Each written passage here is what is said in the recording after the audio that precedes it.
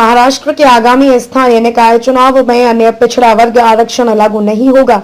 Supreme court ने बुधवार को महाराष्ट्र के राज्य चुनाव आयोग को निर्देश दिया कि वह स्थानीय निकाय चुनाव में ओबीसी के लिए आरक्षित 27% सीटों को सामान्य वर्ग की सीटों के तौर पर अधिसूचित करें और चुनाव प्रक्रिया को आगे बढ़ाएं। यह आदेश बुधवार को जस्टिस एएम खानविलकर की अध्यक्षता वाली पीठ ने दिए। कोर्ट ने आदेश दिया कि 27% ओबीसी सीटों को सामान्य वर्ग में अधिसूचित किए जाने वाली सीटों और बाकी 73% सामान्य वर्ग की सीटों की मतगणना और चुनाव परिणाम एक ही दिन स्थानीय निकायवार घोषित होने चाहिए। ये निर्देश उपचुनाव पर भी लागू होंगे।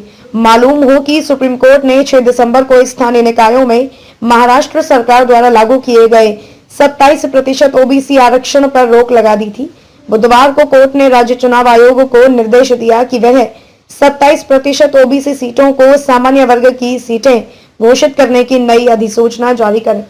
कोर्ट ने 6 दिसंबर के रोक आदेश में संशोधन करने की महाराष्ट्र सरकार और हस्तक्षेप अर्जी दाखिल करने वाले अन्य लोगों की मांग खारिज कर दी। महाराष्ट्र सरकार ने कहा था कि कोर्ट पूरे चुनाव पर रोक लगा दे और राज्य आयोग को ओबीसी डाटा एकत्र करने में तेजी लाने को कहे। इसके लिए उसे 3 महीने का समय दिया जाए। महाराष्ट्र की ओर से पेश मुकुल रोहतगी ने कहा कि कोरोना के कारण आयोग के काम में देरी हुई है, लेकिन कोर्ट ने ऐसा आदेश नहीं दिया।